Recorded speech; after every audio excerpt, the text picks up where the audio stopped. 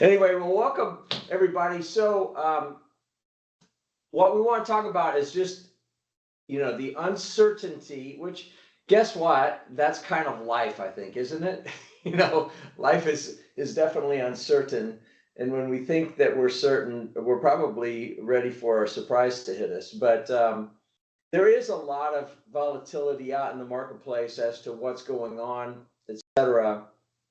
And I talked to one of our favorite investment bankers, Scott Upton, this morning and just said, "Hey, give me a pulse of what's happening out there." And he said, "Well, in the last 45 to 60 days, we're seeing activity increase. We're seeing lenders be more aggressive on deals. People," he said, "I don't know if the tariff, if that's just old news now, or if people are kind of adjusting to that or what." But he said, "We're definitely seeing more deals. There's still a lot of money on the sideline chasing deals, so valuations are still high." But that is kind of his take on what's happening in the investment banking world and the PE world. So, before we get into some of the stuff, especially even in the markets, Austin, Jack, anything that you would add to that from your purview as an M&A attorney and specializing in franchises? So I would say, just generally speaking, that we're seeing the revival of deals, meaning deals that maybe over the course of the summer died down. There was a letter of intent that was out there, kind of dangling and not really moving forward. Yeah, I attribute that to maybe kids going back to school and people paying more attention. I think that velocity will increase over after Labor Day weekend, when people really are like, okay, summer's over. It's time to kind of clamp down and think Yeah. about Q3 and Q4 of the year and then planning into 2026. So I think that we're going to continue to see activity. Rumor has it that the Fed is going to lower interest rates in its September meeting. Don't know for sure. I mean, again, turn on MSNBC or Fox News, you'll hear maybe different things. Yeah. And so in Charlotte, WBT versus NPR, kind of the same Yeah. thing. You're going to hear different stories, and so that's what I'm seeing. But which is fantastic for business for me, right? But also I'm like, wow, okay, I thought I was busy. It's getting really busy, and I've actually talked to my crew and said, we're going to be busy for the rest of the year, so just be aware of that. So that's what I'm seeing. Okay, cool. Austin, is that let's before I move over to you, because I do want to talk about interest rates and what you're seeing, what you're hearing, and we're not going to put you into the box of this is an investment and advice. We know that is not the case. And so you're going to just have to pretend like you're Karnak, get that, find an envelope real quick. But before we do that, Adam, anything from your perspective? Now, you haven't been talking to any business owners unless they were on the beach with you in Hawaii. But you still have been having conversations this week since you've been back. Anything that is kind of a recurring theme that you're hearing? Yeah, and it's actually counter to what Jack's been talking about. So my hypothesis on Scott Upton and Jack giving a positive review on the deals, which is great news, by the way. But Adam's theory on that is that if I'm loaning to a private equity fund that's got a massive balance sheet, yay, that's a neat, like, sort of like, cool. You want some apple pie and some ice cream, Jack? That's not, that's not brain surgery, to do portfolio type lending, to do acquisition type stuff. I think from our end, renewals are just still tough, for operating companies. We haven't seen too many people get chased out of their current banking relationship, but we are still, it is still tough in terms of, if someone's trying to get an increase or just the level of scrutiny associated with renewal in the first place. So, just kind of further illustration of keep close to your banker, and have your financial house in order to make sure that you've got a good story about whatever you need to have a story about. You know, I've got so many other fun comments that I'll just not say them because then I'll get into trouble. So I know you can't see it in the background, but the balloons are deflating right now. So thanks for that. Yeah. Pot. It's all good. It's like Austin. Never a better time to buy stocks. The market's down. Never a time to buy. Market's on the way up. Yeah, I'm just kidding. So it is tough, and I think it just kind of comes back to, hey, what was the theme of what was the theme of the webinar? It's all around what to do when things are uncertain, and I think that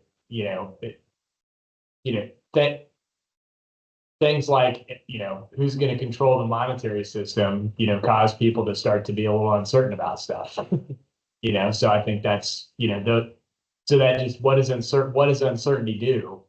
It causes you to not make decisions if you're not comfortable with uncertainty. I mean, I can sort of make a case that does it really matter? Probably not, in terms of the immediate 12 months.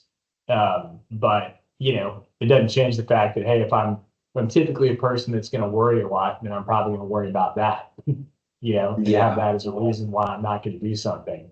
Which that applies to business owners as well as it does, a credit analyst, that's scrutinizing credit. Because, they don't, in the banker, from the banker's perspective, we all just have to remember the trauma. Like we had it bad in 07 and 08. They went through hell, because every customer lied to them about repayment. Every customer tried to screw them from the standpoint of asset preservation, which Jack's helped. I'm kidding. It wasn't Jack who helped them. So they just, they just still have this mentality of, I will never let that happen again on my watch. So now the credit analysts at most banks were still in college or still in high school in 07, 08. But what they've got is a guy my age telling them, hey, never again. And let me tell you what happened. We need to change the variable, the sensitivity up a little bit, because they don't want to be the asshole that, underwrote something that subsequently it's funny because like banks actually have to legally reserve loan loss as part of their capital calculations. And they truly do have some loan losses and charge-offs, but not, they basically just they assume that everybody's going to have to be written off, but they push for like, let me underwrite this in such a way that there's zero chance, of write-off or close to zero versus just, what Adam would do would be to say, hey, if I've got a 5% default rate, then I can afford to take a few risks. Bankers are like, yeah, I have a 5% default rate, but I'm going to take zero risk, because I'm probably going to have 100% default. So anyway, enough of my soapbox. I don't think we have any bankers on. So anyway, moving on. Well, we can find out. Yeah. With the 20 people that are on. Yeah. Oh man. Well, speaking of uncertainty and change, I mean, it's uncomfortable.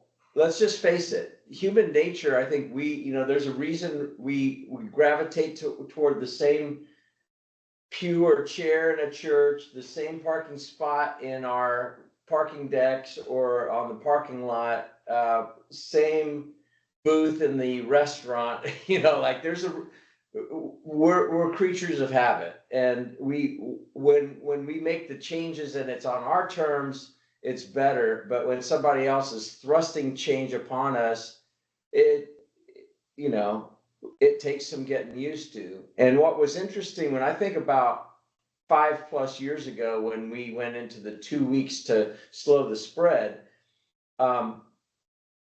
those who survived embraced the reality of, hey, this is new territory, don't know where we've been, where we're going, where we're at, but what am I going to do? Focus on what I can control. And those that didn't and just hoped it would go away and wait out 2 weeks, kind of Stockdale syndrome, there's Stockdale paradox. So, didn't do so well. And in some cases, their industries, it didn't matter what their mindset was, their industries were really decimated. But those that did have that adaptability in their mindset, they saw it as a feeding frenzy. And so there is always opportunity in uncertainty. So Austin, going to kick it back to you. Talk about what you're hearing on the rates. We're not going to hold you to it. And then if people, so I've got 2 questions, 3 actually. If people are sitting on cash in their companies, not all companies do, but we've talked with a number in the last week that actually are. What do you recommend as far as cash strategies? Depending on rates going down, they aren't going to go up probably. What do you recommend on that? And then I guess the final thing I'll get to, let's focus on those 2 questions first, and then we'll go to the third later on. I think anybody holding cash, typically in your big banks right now, they're underpaying you. That's surprising to me. How many people I talk to that they're earning less than 2%, and certainly there are better rates out there. So my first thought would be, you got to shop around. There are a lot of great ways to safely make whatever 3-4%, whether that's CDs, money markets, any of that. It's common sense. But a lot of the big banks are just exploiting that people don't know that. When it comes to cash, people don't need for a while, leaving out investment. I think you can look longer term, whether that's a 2 or 3 year CD or even 2 or 3 year, 4-year treasuries. If rates are coming down, the likelihood there's an inverse relationship between rates and the value of a bond. If rates go down, whether it's in September or in the next quarter or in the next year or 2, the value of those bonds is going to go up, and you're locking in a higher rate now than you will get in the future. So, hey, Austin, yeah, if you can increase the volume on your mic. I had to increase it. I had to increase the audio output in this room to hear you a little bit better. But Joe Farrell is on, and he was saying you're hard to hear. So okay, is that yeah, better? there you go. Yeah, that's better. Okay, so I was just saying, if you've got cash you don't need, then it makes sense to take a portion of that and go further out on the spectrum, and lock in a little bit higher rate now. But if it's, go ahead. Here's a question, because rates right now, when I was checking into CDs, highest rates are 4-month CDs. You go out and you go push further, and they're lower rates. Correct, So, because that's an indication that they know rates will go down. So if we break that down, would you rather get, let's just use simple numbers. Would you rather get 5% for 3 months and then take your chances when rates are lower? Or would you rather lock in, say, 3.5 for 3 years? And so I'm going to go back to the example. If somebody's got $1 million that they know they don't need, we're not talking about stocks. I'm not saying put it all here in your money market. I'm not saying bury it in the backyard. I'm not saying put it in a 30-year bond. But if you know you don't need it, or you're fairly certain you don't need it, take half of it and put it in a 4 or 5 year and lock in that rate. Because let's say rates, just using simple math, if rates drop 1% and never move again, you're getting whatever, 4 or 5% for 1 year, and then you're getting 3 for the next 4 years. Whereas maybe I'm getting 3.5 for the entire time. You're just locking in some of the money a little bit better. So essentially what you're doing is averaging out. So we call it a bond ladder, but that's getting technical and jargony. If you have a portion of your money staggered over the period of time, you're going to end up with the average rate and be less impacted whether rates go up or down, because you'll always be averaging. Got it. That's helpful. From rate reductions, I'm hearing across, whether it be bankers, whether you guys or whatever, they do think that there's going to be maybe an eighth to a quarter drop in September. Is that what you're hearing? And then also up to 4 potential rate cuts in 2026, which I have a tough time believing that one, but who knows, you know? I don't remember the specific numbers, but let's go back to 2022 when rates were going up. I think the Fed thought they would raise 3 or 4 times, it was 12. So forget what Wall Street said or what I think. These are the people actually voting, and they were abysmally wrong. If we back up and look at some of the volatile years, the whatever, 18, I'm trying to remember what year it was, maybe 15. The 18 largest banks predicted what the Fed would do that year. 17 were directionally wrong. Wow. And one was directionally right. They said a 1/4 point move, and it was 3/4 of a point. These are the smartest people in the room. That goes back to my point. There are 4 of us here. If we make a bet, if we've all got $1 million we know we don't need, 2 of us say, I'm going to take the highest rate today, it's for 6 months. And 2 of us say, I'm going to take the longest rate and put it all there. 2 of us are right and 2 of us are wrong. If we use common sense and stagger it 6 months, 12 months, 18, 24, and so on, I'm never going to be 100% wrong. I'm also admitting I'll never be 100% right. Yeah. But that I can live with that. It removes, it's funny, y'all talked about this, you hinted at it. I use it with stocks. If at the end of 1982, the Dow, which is just 30 stocks, if the Dow was at 1,000, and here we are 43 years later and it's at 45,000, how's it possible people tell me I lost money? Right. In 43 years, it's 45 times its value, and that excludes a dividend, right? So if you reinvested the dividend, you've got 60, 70 times your money. But leaving that out, how is it possible? And the only thing that happens that makes people lose money, I'm not saying no stock went down in that time period, it did. Right. But I'm saying a diversified portfolio, whether it's staggered out in bonds or whether it's stocks, the only thing that allowed people to lose was letting their emotions take over when things didn't go the way they gambled, the coin flip. Yeah. Yeah. And some of y'all have heard me say this before. When I talk about, staggering it out, and I'm removing that decision from myself, I'm not going to let my emotions take over it. It is a coin flip if I'm making one decision. But I'm going to go to your example, the 4-month or the 6-month CD. All right. I just told you what I would do for 5 years. You told me you've got a 4-month CD. Okay. Right. So that means if we play the 4-month game, you need to make 3 decisions a year. You need to make 15 decisions. Yeah. So the coin flip is 50%. The second coin flip puts you at 25%, 12.5, 6.25, 3.125.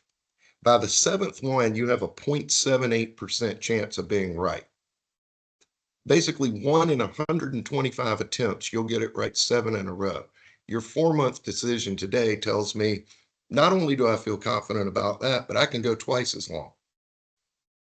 My staggered decision says I'll never be that wrong, ever. Good point.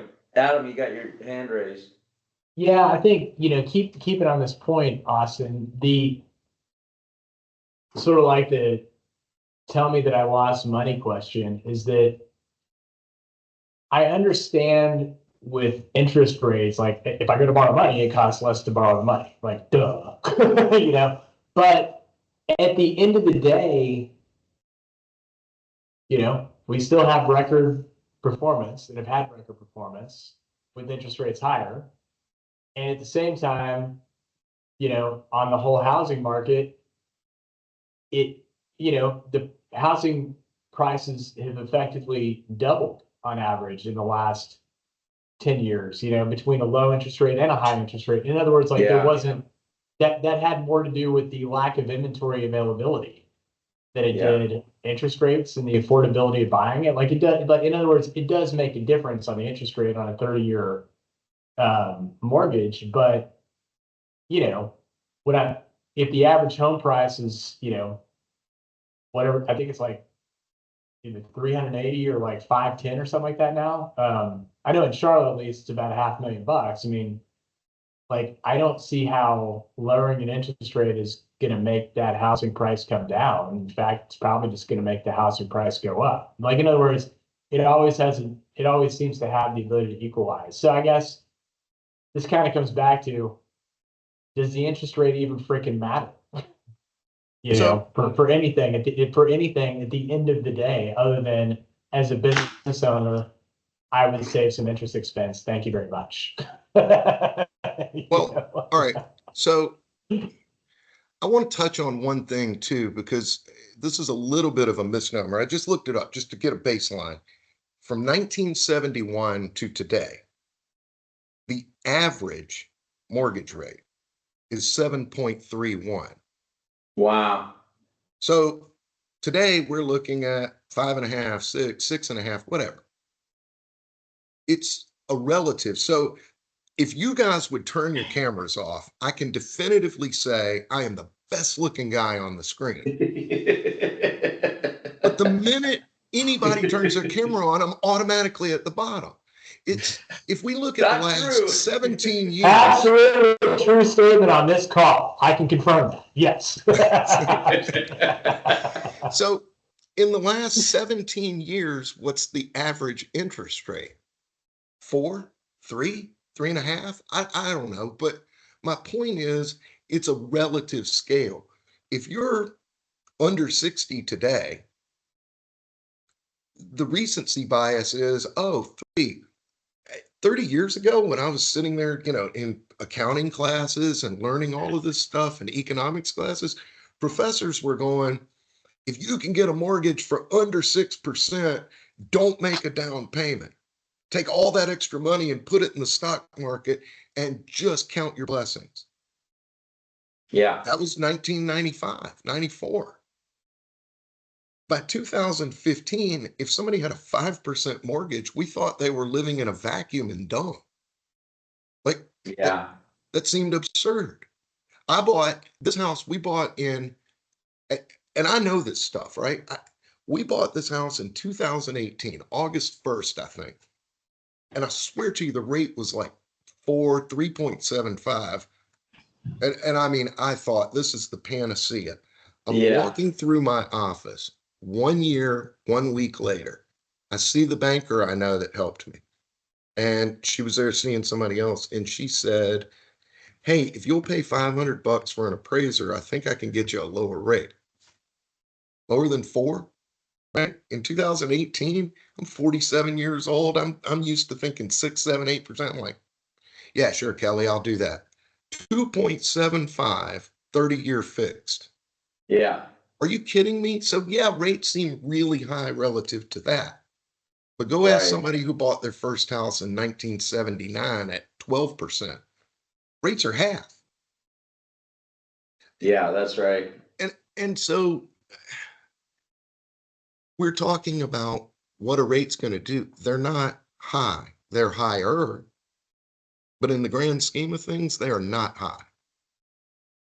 Yeah. Good point. Sorry, I've got my soapbox too. That's good.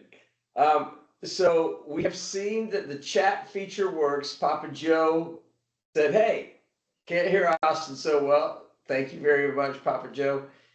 Any questions or chat topics that you guys want to hit us?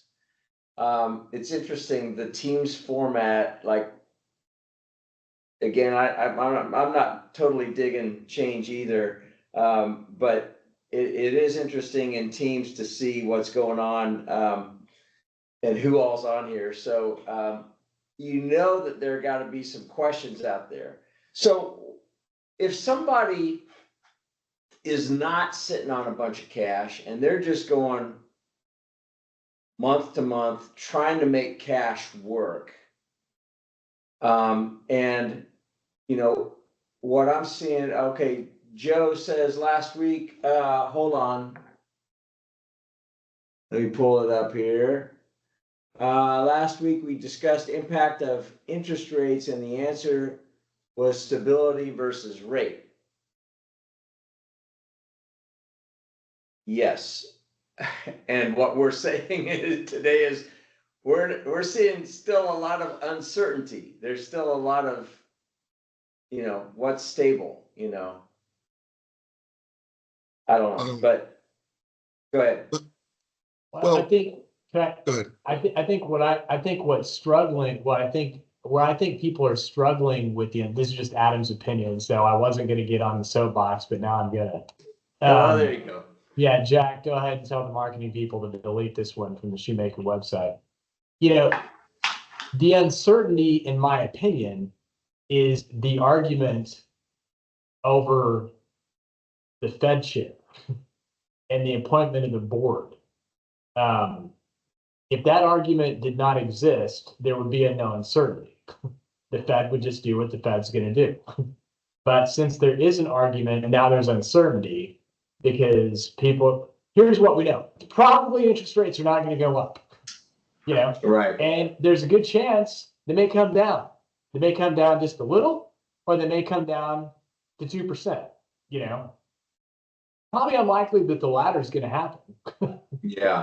But because there's an argument and there's a news cycles, it's like we all of a sudden think we're missing out on something. Like something big's going to happen. Like if I don't time this right, I'm going to get screwed somehow.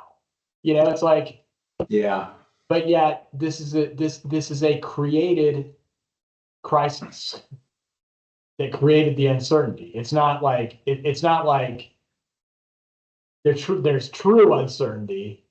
It's created, it's like if we're all watching, Love Island right now, this would be like watching a freaking soap opera. Because that's exactly what it is. It's a soap opera. Yeah. So, sorry. It is. So Yeah. my question is, why are we paying attention to it? Yeah, because you can't help yourself. It's like, because I'm educated, Austin, and I need to be informed. I will not watch Love Island. But, sir, I must watch the news. And by news, I mean the opinion pieces that I like. Right. Right. So it's interesting. Most people, what you just said is, I really like echo chambers. I want people to tell me what I want to hear. And you know what? I must be right because they're doing exactly what I asked them to do. I'm brilliant. And I'm as guilty of it as anybody. I'm not accusing anybody. I'm just saying, what do you expect the result to be? You're the best dad ever. Relative to what? How many have they had? Yeah. Thank you, Austin. Another balloon is deflating behind me. But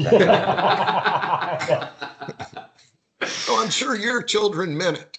I know better than to believe mine did. Yeah. You're the best dad ever. Can you write the next check to me, Dad? Sure. Right.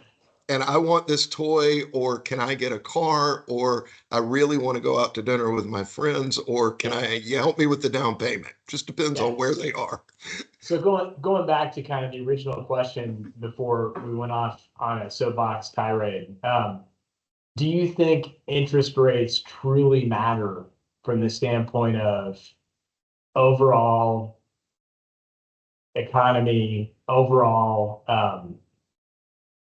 overall market performance? And I don't mean that in the sense of like, well, of course they matter at some level. If they went to 20%, that would be bad. But we're honestly like, as you pointed out, up in arms over a 1.5 to 2% difference of opinion. Does it matter? Yeah.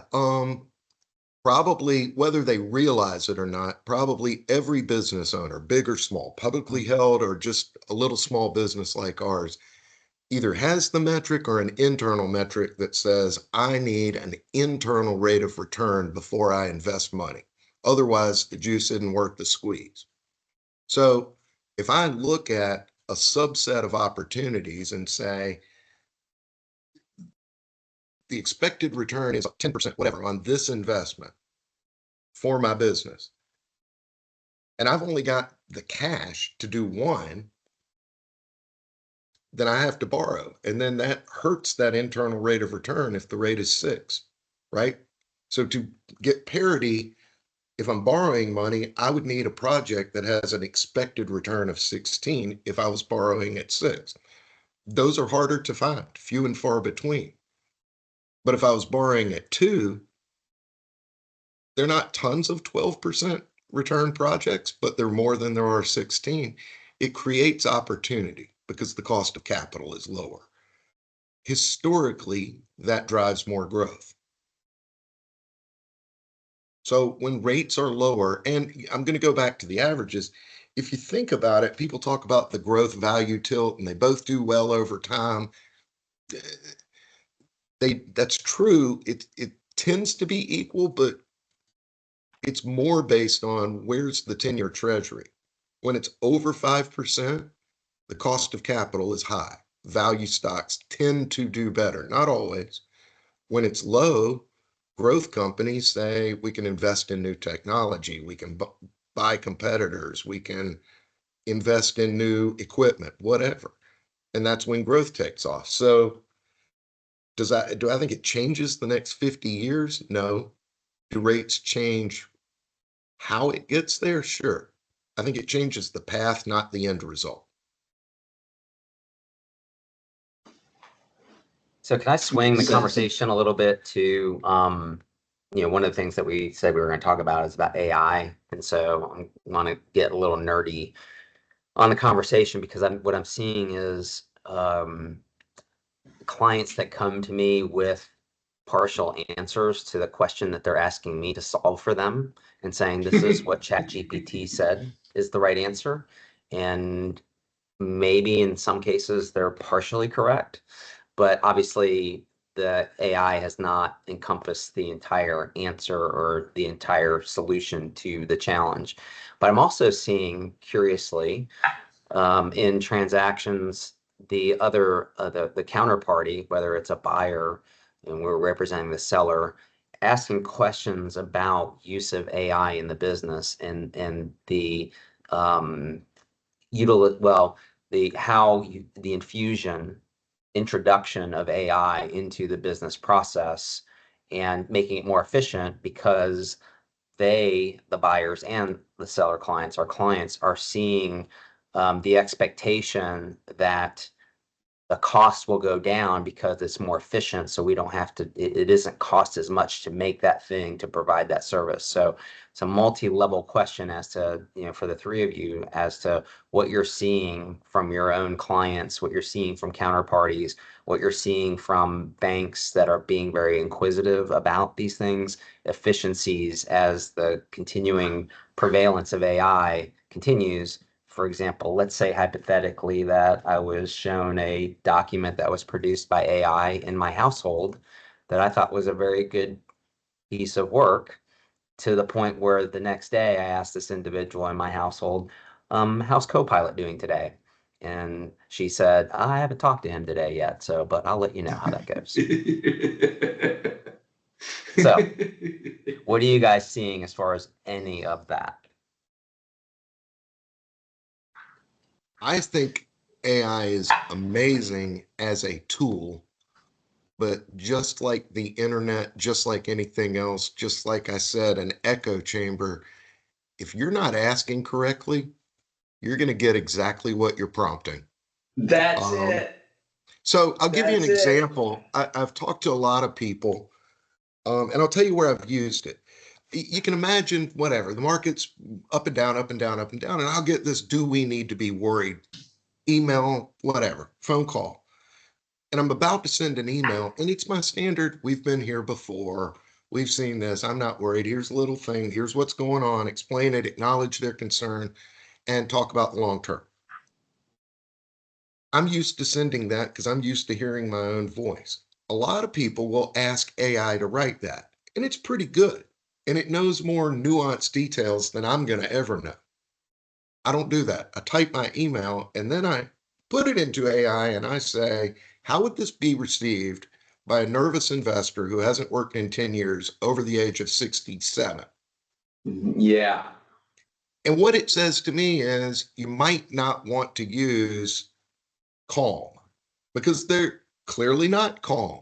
So it's almost like saying, don't be stressed. Usually that stresses people out. Consider changing that word.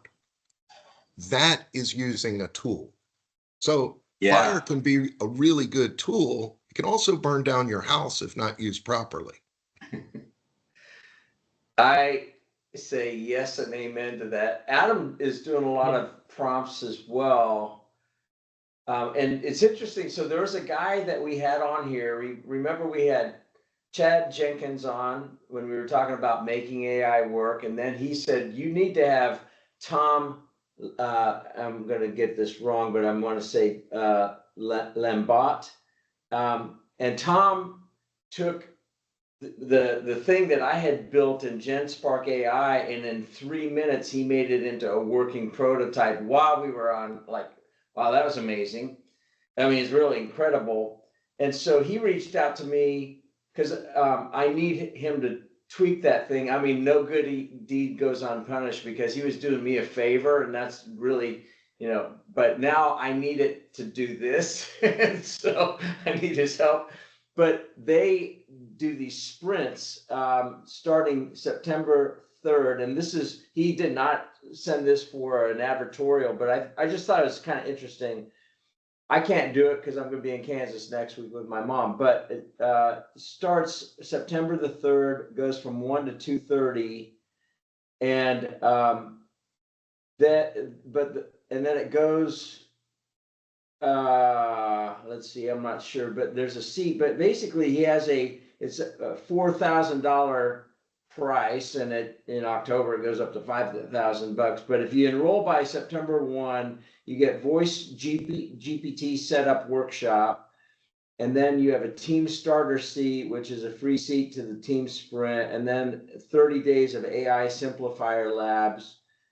And here's what's interesting. If you're not saving 10 hours a week by day 30, they'll refund you.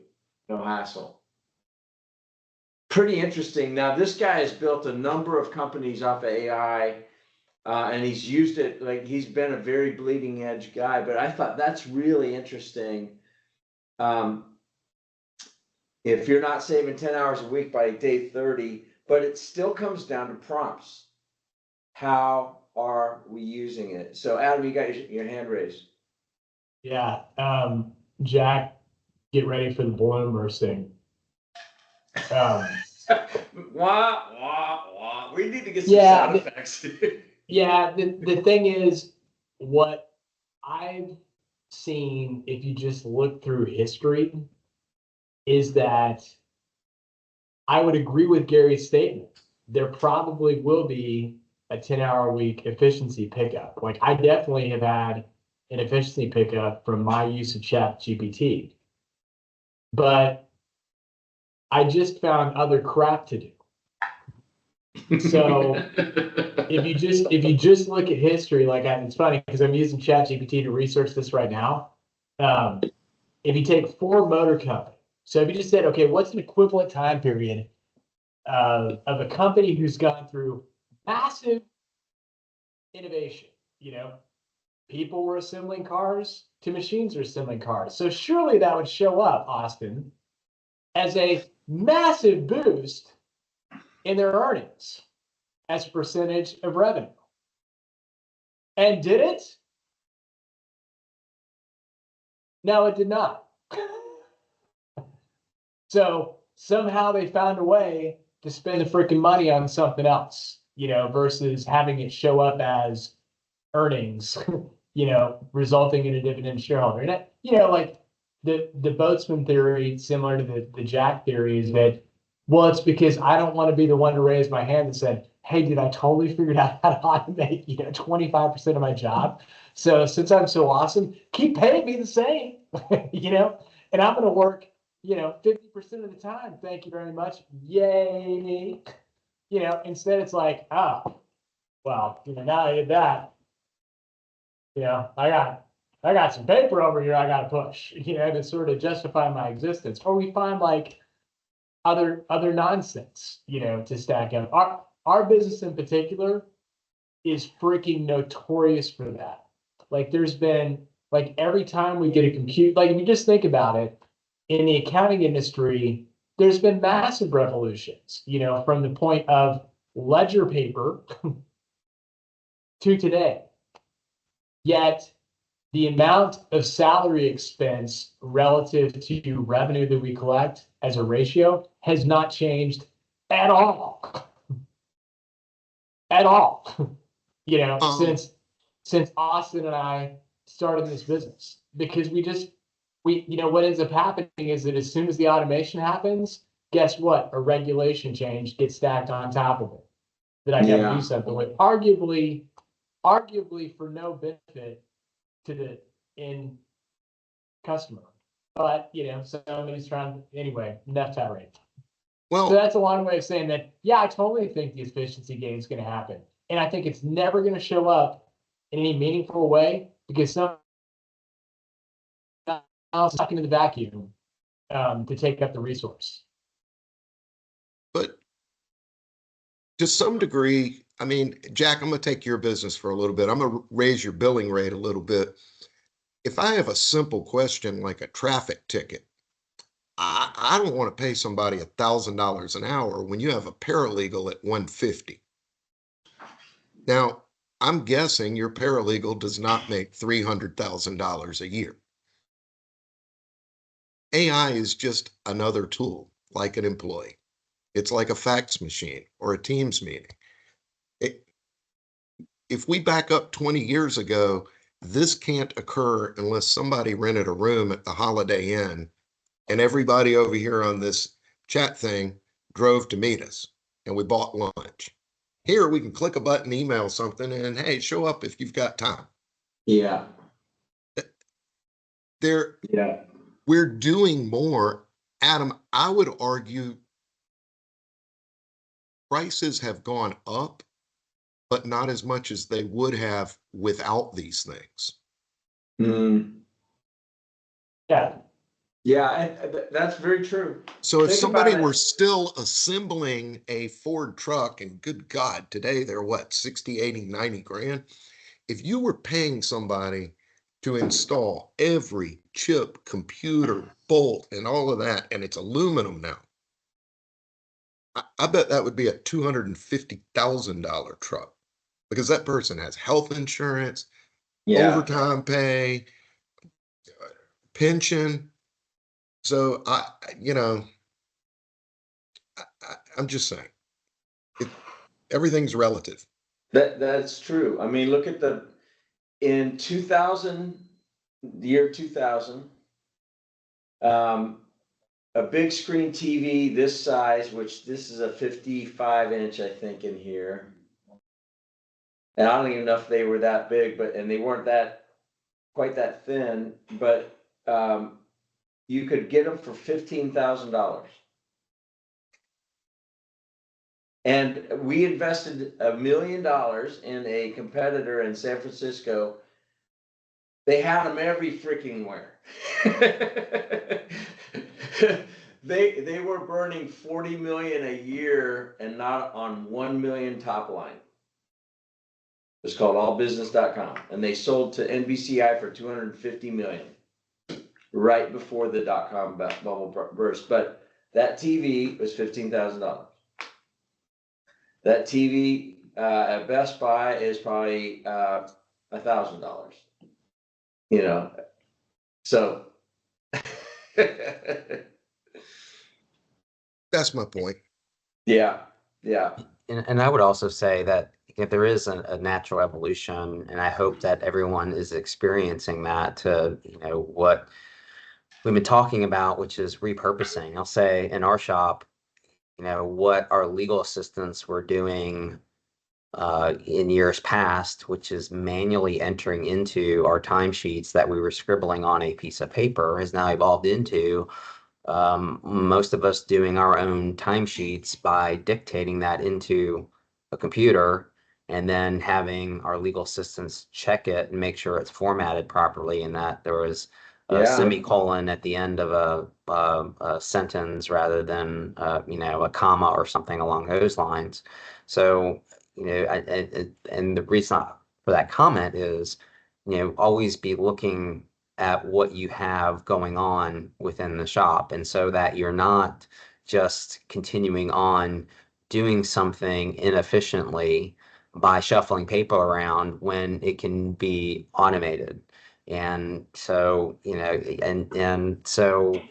I do agree that okay, you become more efficient, maybe that particular person, so my legal assistant in the example, but then we are still paying her the same amount or maybe more on an annual basis with pay increases, but doing something different that's more efficient. So, and then has capacity to do something else. So yeah, we are retasking our staff to do other things because of the introduction of AI into our business model.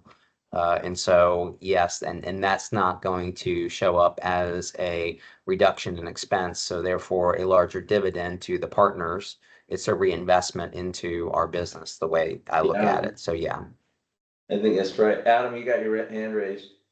Yeah, I wanted to hit on Jim's comment because it actually aligns pretty well with what Austin was saying that, hey, what innovation has done is kind of, either lowered prices or at least lowered the rate at which they went up otherwise.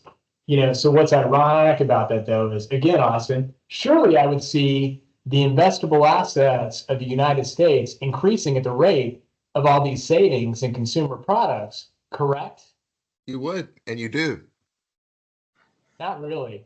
All right. Meaning, you're right. Like, so, in other words, in other words, I can see that people are still saving, but wouldn't the savings rate go up exponentially related to the price reduction? In other words, like in Jim's scenario, no. he air quote saved $35,000. Would that? Absolutely not. Do you live in a nicer house than you did when you were 25? That was my point. We spend the money on other shit. Right. So other people make money, but it becomes easier to save. Right. So when you made $30,000, saving 10% of your income hurt. If you're making 300,000 and your lifestyle is fivefold what it was, you still 150,000 to the good. Yeah, I know. Right. You can save 30,000. You can save 60,000. I'm just using loose numbers to illustrate a point. I want to touch on something real quick, just because we talked about the market and we started this with rates, but I'm going to use a market example. And for those of you who are older than 40, I'm going to channel, God, don't get upset here if you hate anything on the right, but I'm a channel my inner Ross Perot and Karl Rove. Okay. So I don't have a little whiteboard, but I got out my marker. Can y'all see this? If I put this up here? You're too close. Pull it back. Pull it back. Pull it back. Pull it back. Pull it back. Pull it back. Pull it back. Pull it back. Pull it back. Now let it settle. Put it down because there you go. Now you're good. Okay. Yes, we see it. 219, $100,000. Right. So I'm going to talk about the unluckiest investor this year, right? Oh, 219. Do we know that Trump's going to do something with tariffs? We do. This person puts $100,000 in the market, says they don't care. And then by April 2nd, Trump comes out. Did he do less than what we thought? No, no, he's never done anything less than what we thought. He scared the hell out of the market. So here we are, 5 days later, right? April 8th, the market's down 20%. Your 100 grand is down 20%. World's coming to an end. NVIDIA will never sell chips. China's going to, stop talking to us. Oh my God, Japan's probably going out of business. Europe hates us. Russia's going to win. I don't know, whatever. I don't care. That's yesterday. That 100,000 is worth 105. That's 6 months and about a week. Does the market return 10% a year over a long period of time? Yeah, I just took a 20% drop in a month and a half, and it came right back to 5%. Now, I'm going to throw this in back to my being consistent. I have no idea when it's going to recover. But if you had a little bit of fortitude and said, things are on sale, I'm going to buy $10,000 down here. When the market's down 20%, same stuff, just let it ride. That's up to 13. So the point here is the market in that time period made 5%. If you just invested a little bit more while it was down, you made 7. So I'm not trying to say time the market. I'm saying have a game plan, just like I did with interest rates. Yeah. It's a coin flip if you're going, is today the right day? I'm proving the reason I picked 219, that was the highest market value of the year until June. You could not pick a worse day. That is the unluckiest investor ever. Within a month and a half, that person was down 20%. And yet they're up 5% in 6 months today. And if they put a little bit more in, they're up 7%. And you're asking, ooh, what should we do? What if the Fed goes a half point? What if they go 3/4? What if they go a quarter? What if they wait until October, November, December, or next year? Seriously, Hershey's selling chocolate bars at Christmas, at Easter, at Valentine's Day, regardless of who the president is, regardless of who's on the Fed, regardless of what rates are. And they'll get more efficient at doing it, and the price will go up, and they'll probably make more money 10 years from now than they do today. And the people there will buy bigger houses and better cars, and it'll keep on cycling, and people are going to keep coin flipping to figure out when to buy the market, when to that. I'm basically taking away my job. The only reason my job exists is because of the absurdity of our own minds. Okay, well, he was honest. Put that on a recording and make sure that we It's play that recording. out. I'm looking at it. Wow. Right. It was is deep. recording. Yeah. So this is It why is he doesn't work recording. in Maryland anymore, because the compliance people would have never let him say that. But it's true. It is. If people's emotions didn't get the better of them, there'd be no need for people like me. That's true. That is true. Before we wrap this thing up, Papa Joe and then RC got on here. I think one of the primary benefits of AI is clarity of thought for everyone. It brings up points that you are aware of, but not necessarily front of mind at the moment when you create that document. I think that's right. I would concur. And then, so anybody that missed what Jim Marashio had said, he said in 1996, I had a $30,000 42-inch 720 DPI or resolution Sony in my office. I bought a 50-inch 4K display for 169 2 months ago. And he probably had it delivered to his house for free by the time he woke up. In 2 days, or maybe even same day between 4 a.m. and 8 a.m. And then RC says 7 years ago, the average conference room I sold was upwards of $75,000. Now they're sub $20,000 for superior functionality. And Joe says, yeah, as part of selling those conference rooms, you need to know whether you use Zoom or Teams as your primary video platform or phone. Anyone on Teams I see as a huge opportunity as it's not in the same arena as Zoom. I'd be curious as to what that means. Actually, Joe, with a BYOD, you can have multiple platforms in the control device. Happy to dive deeper online. So what's interesting, so we have Teams rooms as part of our Ascend platform. And like we have Neat Bar, like they wanted us to have Neat, which it was better than Yealink, which we were looking at, which was a Chinese thing. Really great. And it will play with Zoom, but not as a webinar, the way that we need to do it. And the other thing that we're finding out is with Neat is I actually want a better mic in case I want to do a Zoom recording, because the cameras are pretty good in this thing for our webinar. I mean, not for our webinar, but on our podcast. So we're going to figure out how we can mic up this room a little bit better for our podcast. But I'm like, well, that camera system works pretty doggone good for YouTube. So if somebody is out there and they want to talk to me about that, Polly, not Neat. Yeah, well, sorry, Joe, but we've got Neat all throughout this place. So Joe, if you want to talk to us, talk to us. So anyway, we are at 12:01. Thank you for your time. We will still be putting this up on the BGW YouTube channel later today, and Shoemaker will do the same. And I think we may be building out an anything but typical YouTube channel, not about the podcast, but it's really about kind of this mindset that we've really embraced here, where, hey, we're not typical, you're not typical, we're all unique, and that's why the thumbprint's back there. So we'll see, stay tuned on that one. But anyway, thank you guys for joining us. We had a nice crew today, so we appreciate it. Austin, thank you for being so instant in season. You were willing last night to say yes. Yes, Thank you thank for you. having me.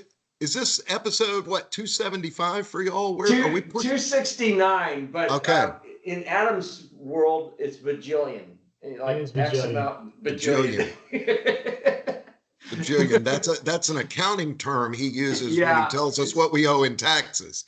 Yeah, it's the equivalent of Jack's "it depends" legal term. Yes. All right, guys, you have a wonderful day. Thank you you. all. Thanks, Austin. See you. See ya. Thank All you, right, Jack. bye-bye.